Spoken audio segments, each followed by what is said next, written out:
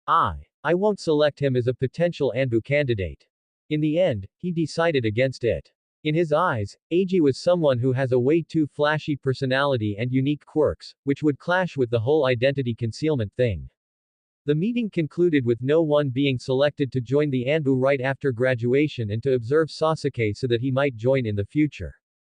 Unfortunately, Konoha didn't have a beach, so in the summer when the temperature is at the highest, people would go to a swimming pool. Though there were some hardcore lunatics, who would visit the hot springs even in this heat. To thank Eiji for rescuing her, Hitsumi invited him to the swimming pool. Since it was Sunday and too hot for any training, he had nothing to do and ended up agreeing. Somehow Tenten heard of it and demanded to go with them. She stated the reason being, that she didn't trust Hitsumi. So now Eiji was at the swimming pool with his cousin and Tenten. Hey Eiji, how is my swimming outfit? Hehehe, like that glue eater would care about things like that. He already regretted accepting. This day will be a drag, and the heat frying my brain doesn't make it any better. Wait, I somehow sound like Shikamaru. Eiji wanted nothing more to dive straight into the pool, but unfortunately, the pool was pretty full. There were also many little children there, and Eiji hated little kids even though he is one too. He left his sword at home, but now he wished he had it with him, so he could scare all the kids away. The three decided to first eat something so that maybe there would be later fewer people in the pool. Since I invited you to thank you, of course, I prepared something for you, here you go. Hitsumi gave Eiji a bento. When he opened it, it was full of glue. Quote. He kicked Hitsumi straight in the pool. Tenten saw what was in the bento and jumped with an angry face in as well. She then started to throw water at Hitsumi's face. Hitsumi retaliated and so a water battle started between the two. I wish I had a cold beer now. Of course, Eiji is too young to buy beer, so he instead sat on a pool chair. He started to think, how his first year at the academy is almost over. Time sure flies by. I really should enjoy the remaining time in the academy, since after that the peaceful days will be over and big things will happen in this world where I could die anytime. Chapter 32, Team 11. In the Hokage office. Hayate, I wanted to ask you if you would be willing to lead a genin team. Cough. With all due respect Lord Hokage, it's not the first time you have asked me this, but my stance won't change. I thought you would be willing this time because one of this year's graduates is a former student of yours. Cough. Could you mean perhaps Eiji? Even then, I have to refuse. The thing is, not many jonin picked him, because of his grades in classroom attitude and positivity, they think that the team atmosphere would be strained. But I thought since he was your student, you wouldn't have any problems dealing with him. What was he doing to get such bad grades in the easiest categories?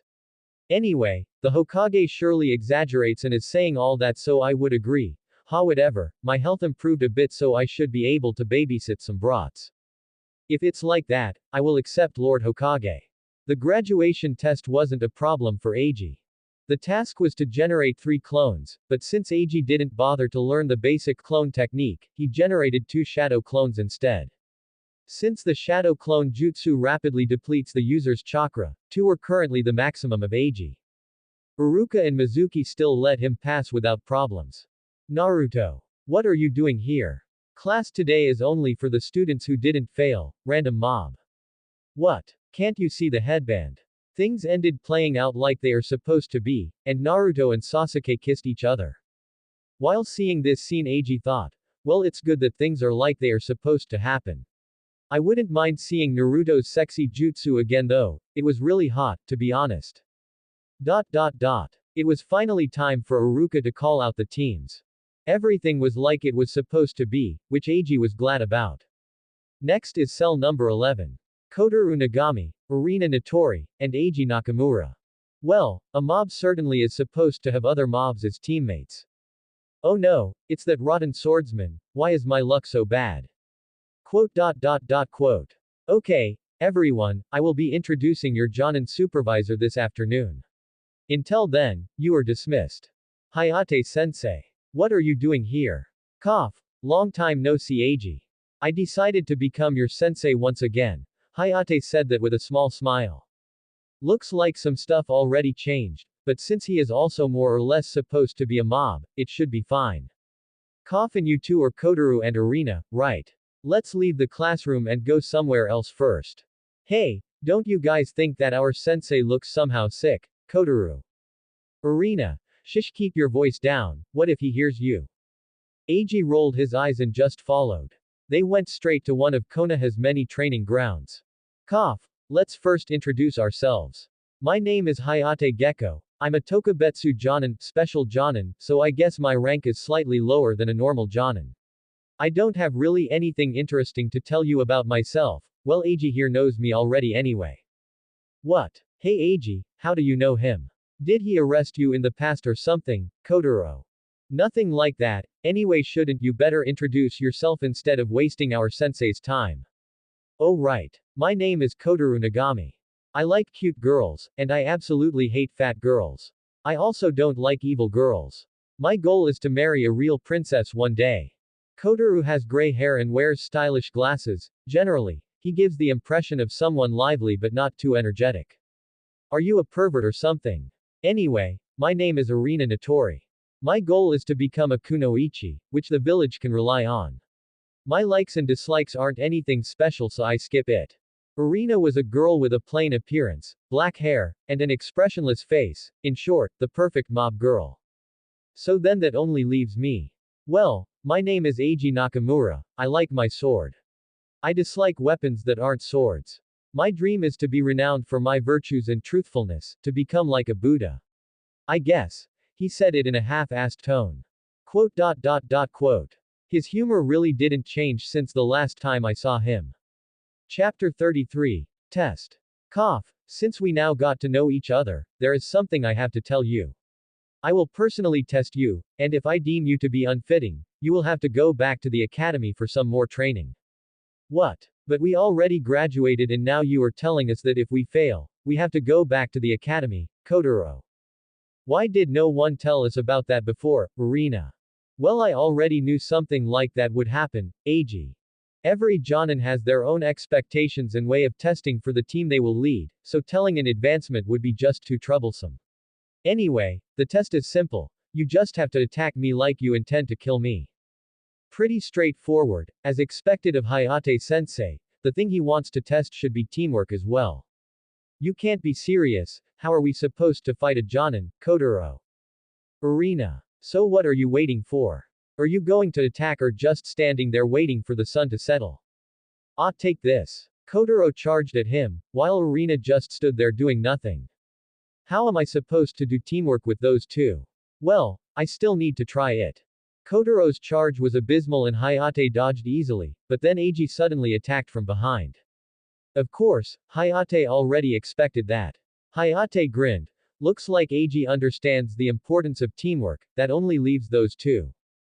Hayate easily deflected Eiji with his sword and then jumped away to distance himself from the two.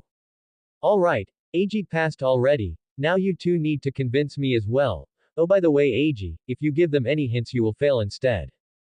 Whaat. Hey sensei, why did he pass and I not? Kotaro. Cough. Instead of talking shouldn't you attack me?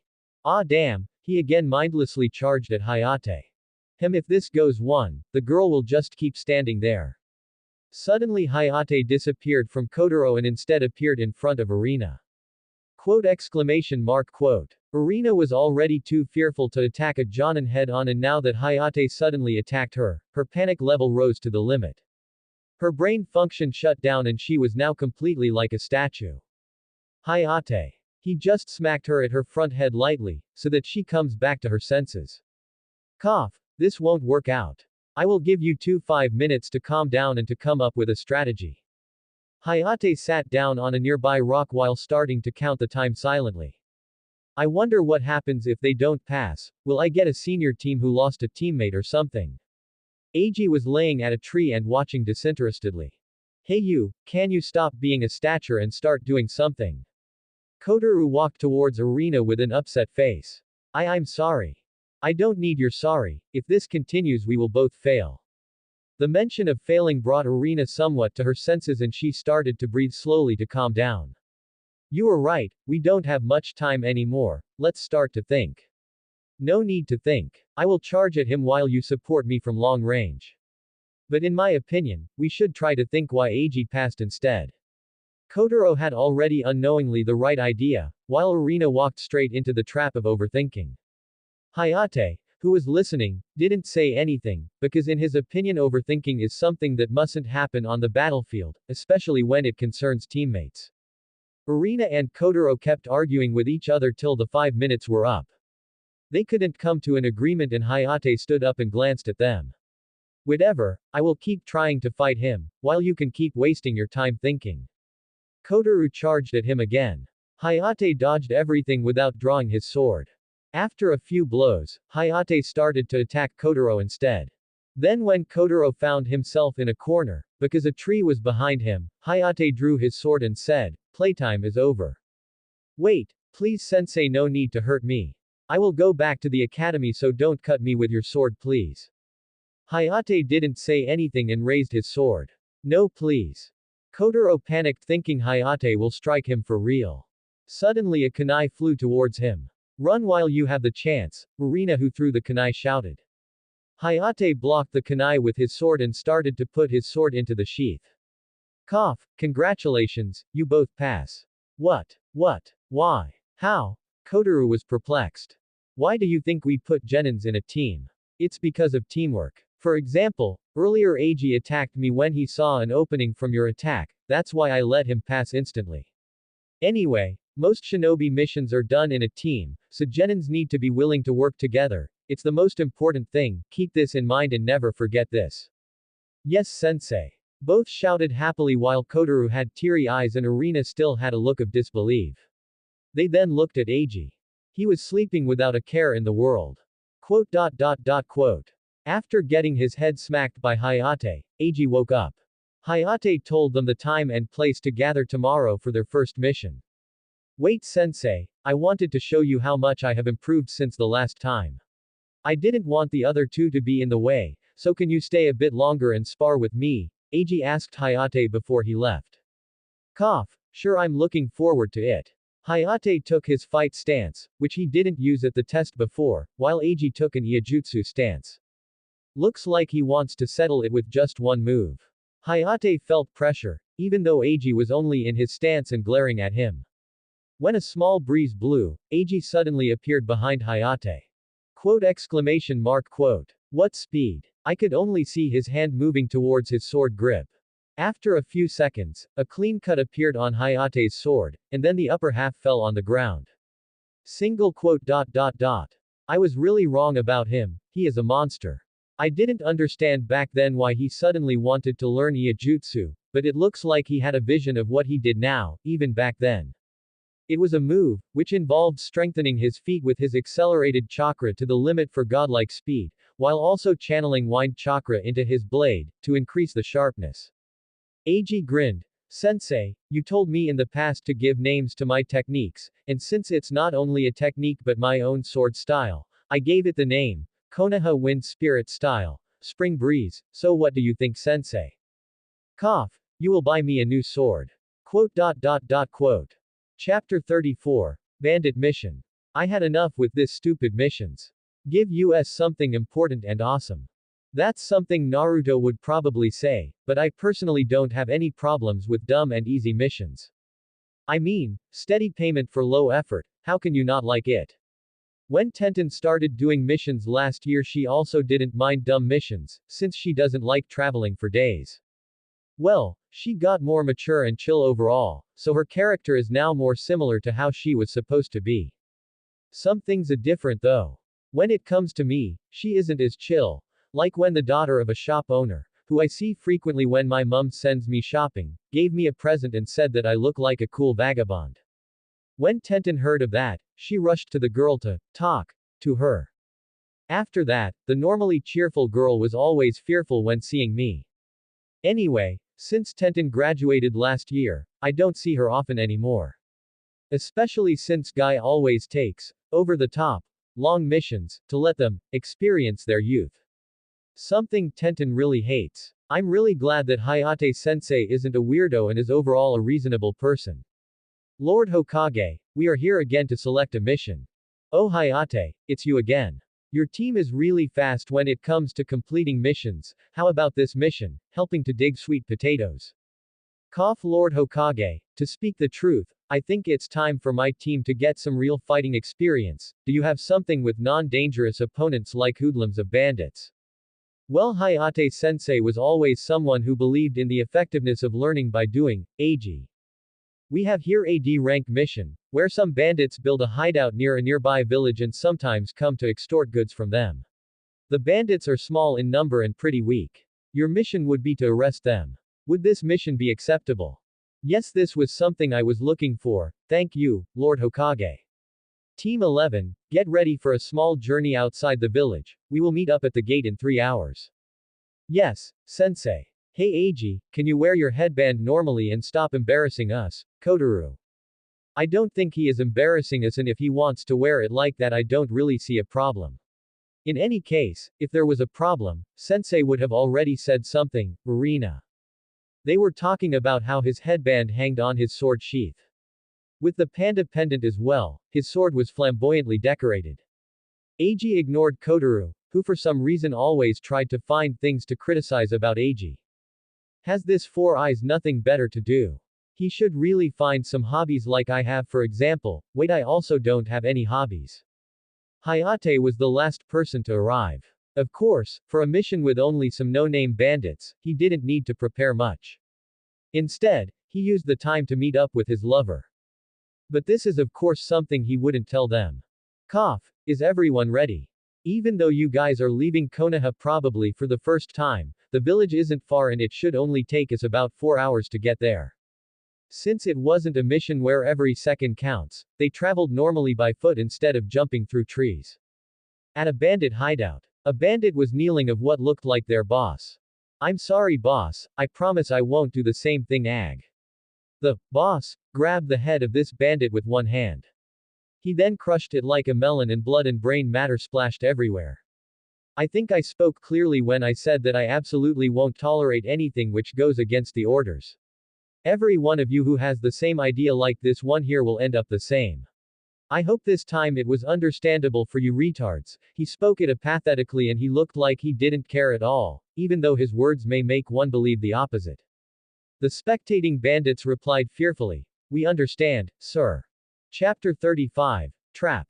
The boss wasn't actually their true boss. One day he just arrived at their old hideout and killed their former boss and threatened them to obey him or else he would kill them too.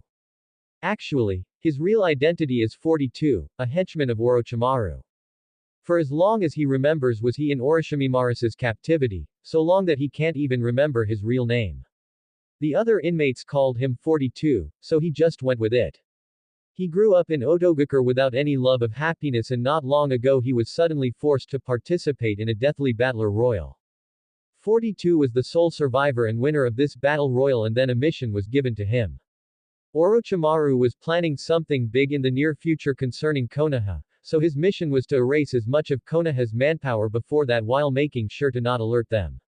If you think about it, it's a pretty ludicrous mission. If a number of shinobis suddenly started to disappear, Konoha would absolutely be alerted.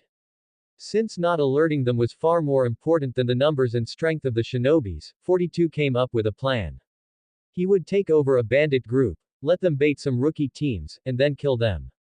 Since it's only some rookie teams, Konoha wouldn't suspect something, since rookie teams have naturally a high chance of screwing up in missions.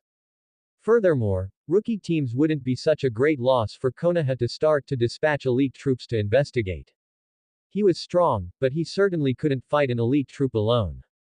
To make sure he only attracts rookie teams, he ordered the bandits to make as little trouble as possible, so that the bandits would be an annoyance but not a threat. Unfortunately, bandits often had the characteristics of a small intellect and no self-control. He ordered the bandits to only extort goods, but not long ago one of them started to harass the village girls. That is why this bandit's brain was now splattered all over the floor. For 42 killing was nothing, in fact, he hadn't even feelings towards Orochimaru, neither affections nor hate. He had no purpose in his miserable life, so he always just went with the flow. This mission was just something he got entangled with and he just tried to complete it without thinking too much about it. How awesome. This is my first time seeing a village outside of Konoha. Kotaru shouted with a happy look, while Arena was looking interested around. Eiji was also intrigued. Konoha is really weird when it comes to technology and architecture, so seeing a village which resembles feudal Japan is honestly really cool. The village was small and had not many people in it. But it was well maintained and it didn't look like some dirty peasant farm, where everyone is malnourished. The people here were healthy and lived a happy life. Occasionally they would have some festivals here, which aren't practiced in big towns or shinobi villages. The clothes were similar to feudal Japan as well, with people who were currently working wearing simple working clothes and straw hats, while the rest moved around in kimonos. When the village people saw Team 11 approaching, the people hurried to inform the village chief. The village chief rushed there and inspected them warily. Only after seeing the Konoha headbands did he relax slightly and greeted them. Welcome to our humble village. I suppose you are Konoha shinobis. Cough. Yes. We came here to deal with your bandit problem. Ah, great. Follow me, it's better talking somewhere inside with a cup of tea. You see, normally we don't have any bandit problems around here, since our village is near Konohagakure. But around a month ago this group suddenly appeared. I have to say though, they are a weird bunch, they only demand a small number of goods and never used physical force. Though today one of them started harassing our girls, weirdly enough the other bandits stopped him and dragged him away. That's why we told Konoha that they aren't really dangerous and that we would pay for a D-rank mission. The hideout should be nearby somewhere, but I can't tell you the exact location. Well, you shinobis shouldn't have any problems finding it though. Cough. I understand. Don't worry, those bandits will be handled by us, just make sure that none of the villagers leaves the village while we are dealing with them. Subscribe to Chinese Novel Audiobook YouTube channel.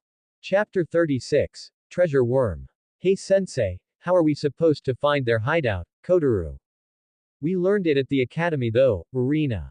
I know, but I forgot it. Cough. Well there are many ways to track somebody, but the most important thing is to use the tactic most suitable for the circumstances. For our mission, we know that the hideout is nearby and since there weren't any bandit problems prior to this, we can conclude that this hideout was built by our targets. Hideouts are either built from scratch or environmental structures like caves are used instead. Most bandits don't want to waste time building it on their own, so most of the time it's the second option they use. There is a mountain range nearby, so we just have to follow the easiest path from the village into the direction of the mountain range and we should find something. But shouldn't we be a bit careful of possible traps or something sensei, Eiji? Usually yes, but since we got the information that the bandits take only goods from the village, they likely use some sort of carriage to carry it to the hideout, which would make setting traps that aren't triggered by their own carriage hard to set up. Kinda makes sense I guess, Eiji. Of course, the words of a Jonin always make sense, Kotaru. Why are you always so energetic? Can't you relax a bit or something? Sir, one of our scouts saw them walking into the village and then talking to the village chief. And now they walk towards our hideout. Looks like some fish took finally the bait, order all men to act like we didn't notice them. When they arrive, start acting surprised and attack disorganized. I will take care of the rest. 42 said it with an emotionless voice like always. He then started to hide himself. It's not like he isn't strong, but sneak attacking is just the fastest way and the possibility of the enemy escaping is also much smaller. Sensei, shouldn't we? Keep your voice down, we are already nearby and it looks like the enemy didn't notice us. So here's the plan. Since I took the mission to let you have some real fighting experience, you guys will try to take them stealthily out one by one, while I will stand on standby to step in if something goes wrong. Yes, sensei. All three whispered it. There were currently 3 guards outside the cave guarding the entrance. The 3 genin formed the plan of everyone taking one guard individually out, striking at the same time. After that, they would transform into the guards and check the situation inside. Hayate approved of the plan, even though he knew that such a plan was a bit too sophisticated to carry out for rookies and that mishaps will probably occur, but that's why he was here. If anything happens, he will instantly step in to help. After that they could learn from this experience and their mistakes, to grow as shinobis. Anyway, the 3 genin selected their targets and started to sneak. Of course, they just wanted to knock them unconsciously, but Hayate insisted that they still should have a kunai ready in case it gets dangerous. The bandits already knew that enemies are approaching. But they were ordered to behave normally. Furthermore, they are normal people, so they couldn't possibly notice trained shinobis sneaking towards them. They did normal guard stuff. One was drinking booze, the other was eating, while the last one distanced himself to answer the call of nature. Ah man, I love beer, but I hate the pissing after that. Unfortunately, Irina's target was the one who was currently peeing. With a red face, she tried her best to ignore it and sneaked behind his back. Then she hit him at the neck. Somehow he managed to fall back, exposing his treasure worm to a 12-year-old girl. Quote. Fortunately, Eiji and Kotoru didn't run into any problems, so the next step was to transform into the guards. But Irina was just standing there like her soul left her body. Chapter 37. Sneak Attack. 42 was watching the 3 genin. Only 3 genin. According to intel I got for the mission, most shinobi villages have a jonin supervising genin, so I suspect that the jonin is hiding somewhere. It would be best to sneak attack the jonin, so I will just wait and see. Maybe he shows himself on his own accord. Because of Irina's hesitation, they lost the timing, and when a bandit went out to swap for guard duty, he saw the unconscious bodies and started to yell, "Intruders!" The bandits acted surprised and started to attack disorganized like they were ordered. Truthfully, they would attack disorganized even if they weren't ordered to, since they were no-name bandits who can only bully defenseless villagers. They don't know how to fight at all. Still, for children of their age, when suddenly a group of armed adults starts to rush at you, it would still be scary. Eiji had already experience dealing with a group of hoodlums, so he was relaxed and just smacked at their heads with his sword sheath. Kotoru was eager to prove himself, so he charged bravely at the bandits. Irina was still paralyzed. The bandits sensed that she was the easiest target and started to focus on her. Damn it, Irina. Start doing something. Kotoru was frustrated and tried to get in range to defend her.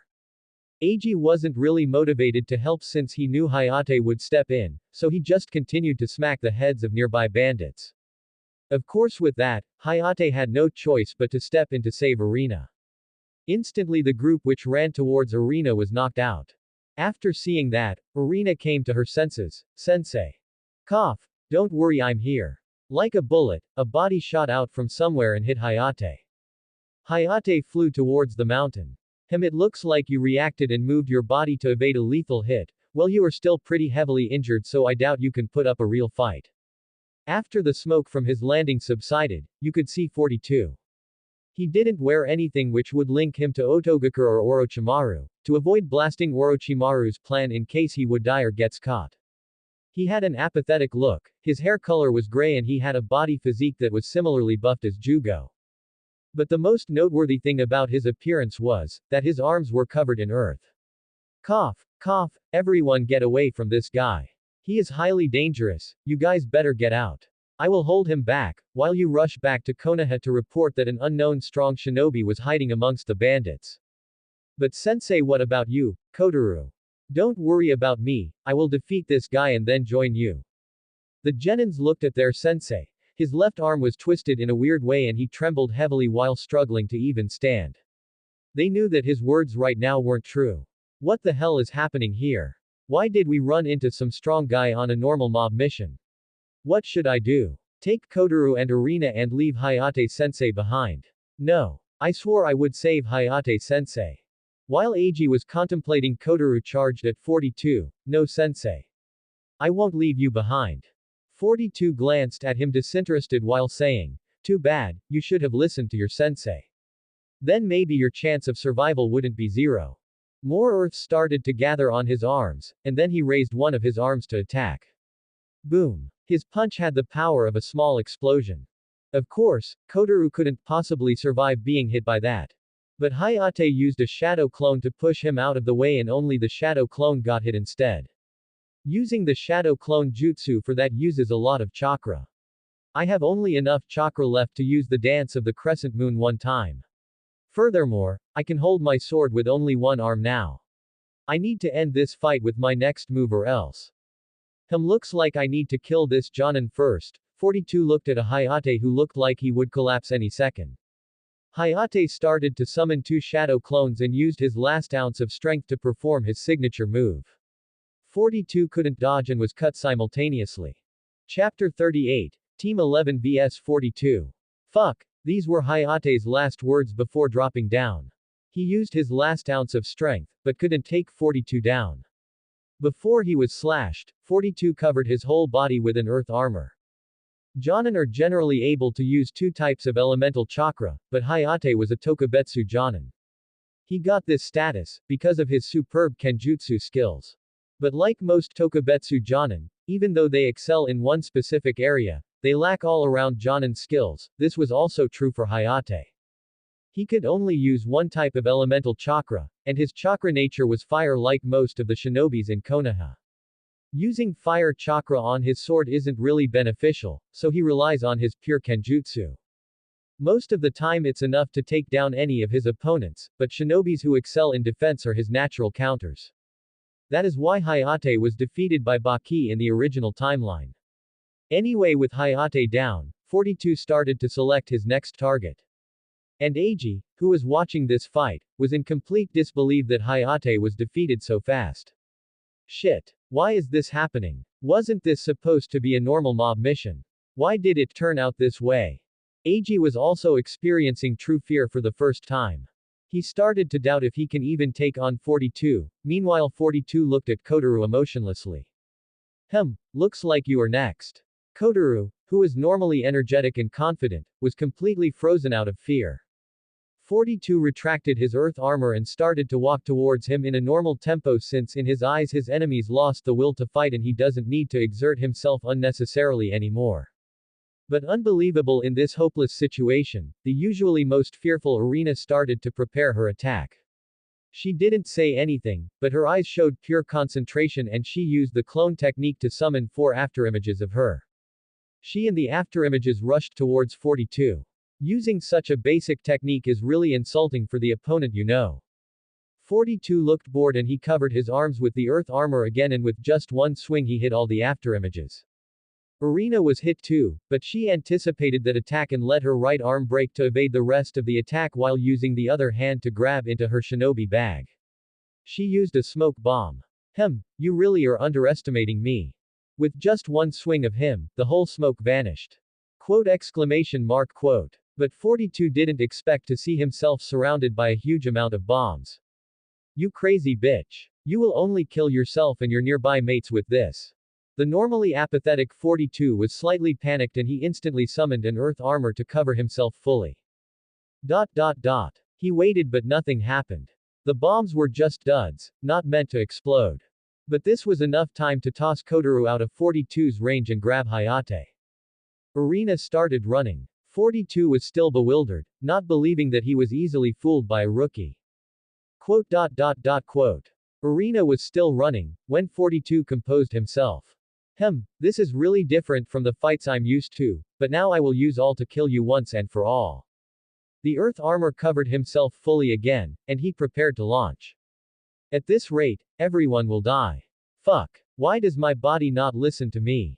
After seeing Arena's superb performance, despite her being way weaker than him, he started to feel shame.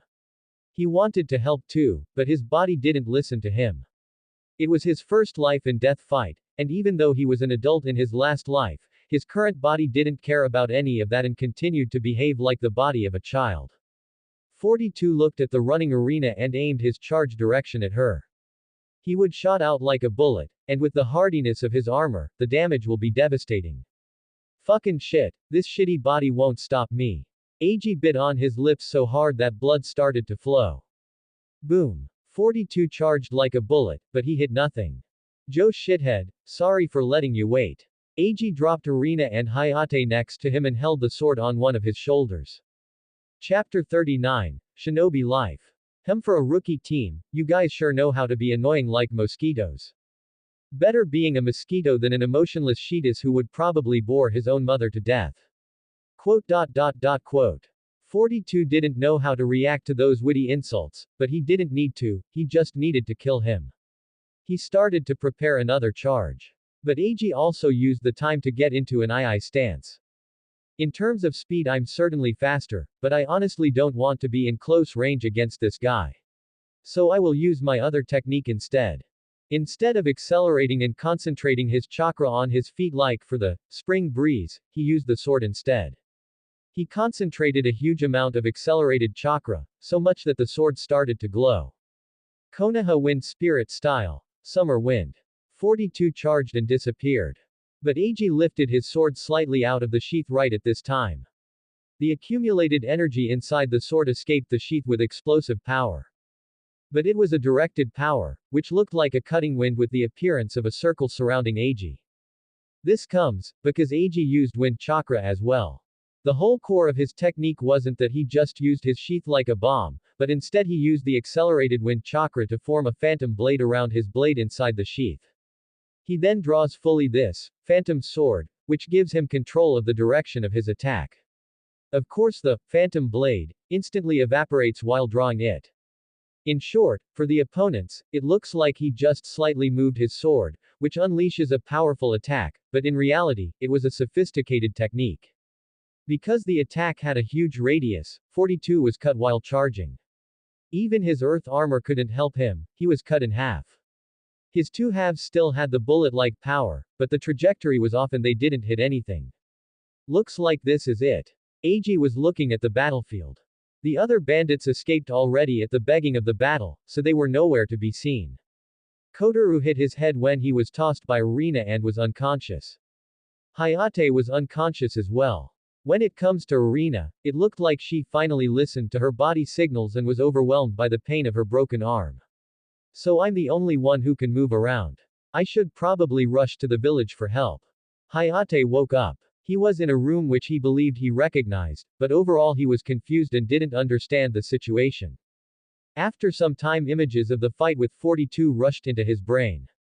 Panic was written on his face and he tried to get up too suddenly, which resulted in him feeling huge pain.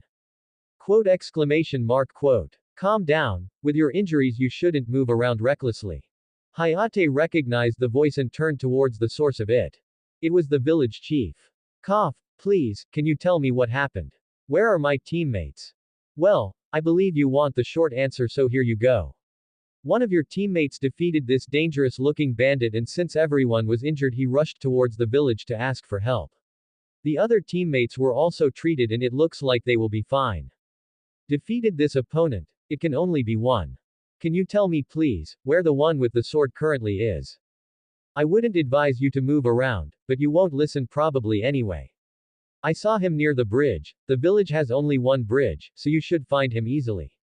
Cough. When it was my first time I couldn't sleep for weeks, but it was war, so I couldn't be absent for too long. Eiji, who was sitting and leaning at a bridge arc, turned towards Hayate with a weak smile. Traces of vomit could be seen around his mouth. Honestly sensei, I thought I wouldn't be a sissy, who would cry about killing his enemies, but my shitty body does whatever it wants. Eiji, without you defeating him, we would have all died, so instead you should be proud. I don't think I should be proud of stuff like that. If I didn't defeat him I would be dead and that's it. Isn't this how shinobi life is supposed to be? He said that with a mocking smile. It was silent for a while. Hayate thought about his shinobi life and experiences. Hey sensei, will it get easier with time? No, you just learn to ignore it better. Chapter 40. Chunin Exam. While the three genin recovered in the village, Hayate went to check the battlefield. Unfortunately, 42's corpse didn't have anything to deduce his identity, so Hayate assumed it was one of the other villages. Plot. Still, since the bandits disbanded and fled, it was concluded that the bandits were forced by 42, so it would be highly unlikely that the bandits would gather here again. Which means, the mission could be counted as a success. After that, they returned to the village. Hayate allowed them to rest for a few days, while he went to give his mission report. Of course, when Hiruzen heard that there was a strong shinobi who lead a bandit group nearby and that his goals are still unknown, he felt troubled, but he was certain it was a plot of a village with bad relations like Kumogakure. But even more so, he felt troubled that not only Team Kakashi's mission was far more dangerous than he initially anticipated, but now it was the case for Team Hayate's as well. So the first thing he did, was to order to check all current missions on their difficulty level. Anyway, he was still glad that there were no casualties from both teams and that the genin showed an unexpected skill and mental fortitude. So he decided to ask Hayate if he wants to recommend his team for the Chunin exams as well. After some days of rest, the members of Team 11 got a notice to meet up with Hayate. Hayate's arm was still injured since it wasn't a clean break like Irina's and needed more time to heal. Cough. I summoned you here today to tell you that I recommended you all for the Chunin exam. Silence. Sensei. What is this Chunin exam, Kotaru? I feel bad for Hayate sensei. Here he is basically saying that he acknowledges this and then those two have no idea, Ag. It's basically an exam which allows us to be promoted to Chunin. As far as I know, it's pretty rare for rookie genin to be recommended for them. Is this really a good idea for us, Irina? Kotaru. Cough. Ag's explanation is right. Anyway, the exam is voluntary, so if you don't want to participate, you just have to not turn those applications in. But if you instead want to participate, report to room 301 at the school by 4 in the afternoon tomorrow. That's all. So it starts. Now I must do everything to help Hayate sensei avoid his death. Ag had a dark expression. Hayate initially thought they would be happy about their chance to take the exam this early, but they all had gloomy faces.